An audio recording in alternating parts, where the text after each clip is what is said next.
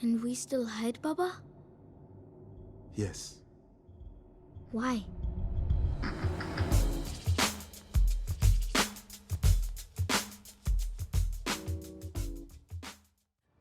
Everyone up here versus everyone down there. There's no math there. I'm not leaving this rock with one civilian on it. I didn't say we should leave. There's a moral question that makes its way into worse ways to almost go. every single Marvel movie.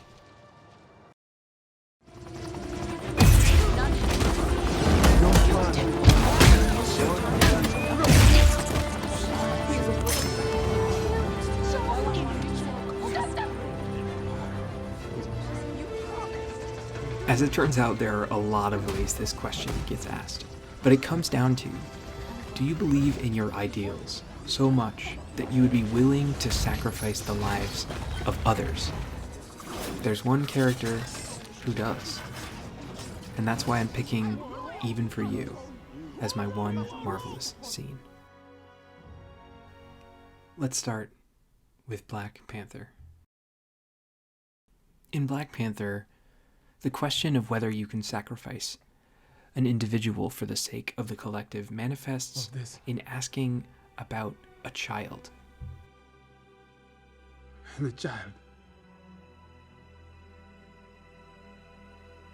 We left him.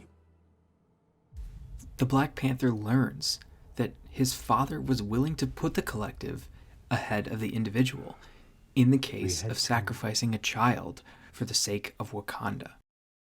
You were wrong to abandon him. I chose my people. I chose Wakanda. Our future depended on... You are wrong! All of you And are this wrong!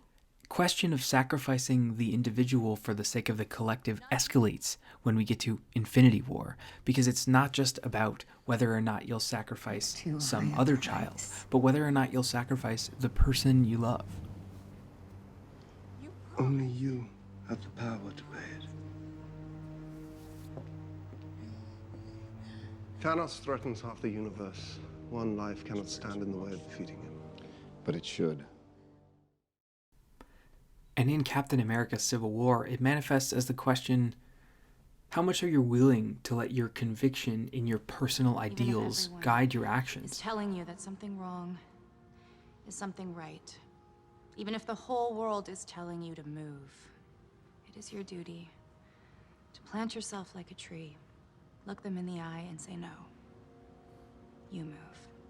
Captain America has his personal ideals, and he's willing to take them very far. He's even willing to fight and break a friendship for the sake of his belief. But he crucially isn't willing to sacrifice his friends. I remember being completely horrified at the climax when Cap raised his shield. There was an instant where we weren't sure what was about to happen. But Cap was never going to kill him because he's a hero, not a villain. He's willing to sacrifice himself, but not his friends. Marvel is 100% on board with the concept of self-sacrifice, but it's pushing us with these characters and these questions to ask ourselves if we'd be willing to sacrifice others for the sake of the collective good. Wherever you come down on this particular moral question, Marvel makes it 100% clear that there is one person who is willing to make this sacrifice. And that's what brings me to my chosen one marvelous scene. And I'm pretty sure I'm going to get a copyright strike for rolling as much of this as I'm going to show you, but I'm going to roll it. I ignored my destiny once. I cannot do that again. Even for you.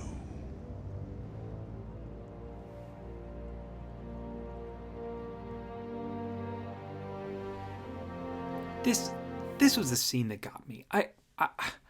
I knew the ending was coming. If you'll give me a nerdy second, like, we knew about the snap. We've been on YouTube. We knew it was going to happen, and I was even in the group of people that thought that the Soul Stone was in Wakanda because Wakanda was giving people the power to visit the ancestral plane and see their dead ancestors.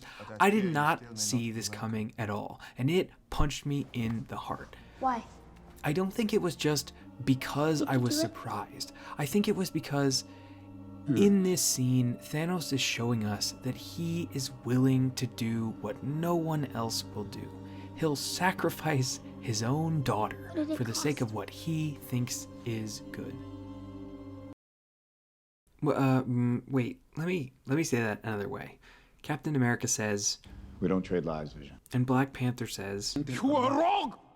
So it's not just that I was surprised at this choice. It's that in Thanos being willing to sacrifice his own daughter, he violates the moral core of the Marvel Universe.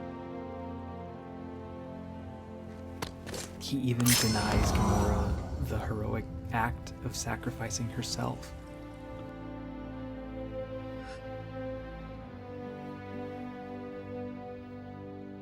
And I'm gonna go out on a limb here and say, I think that makes him evil.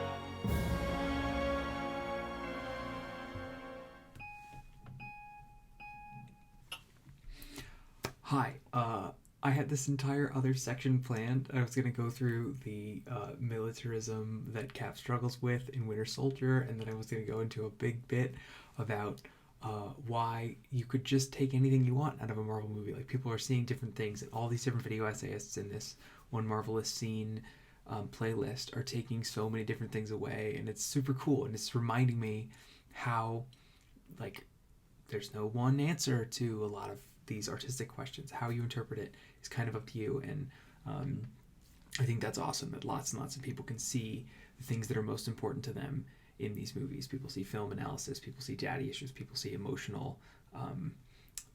The Yondu one, the Yondu one's really good. Watch the Yondu one.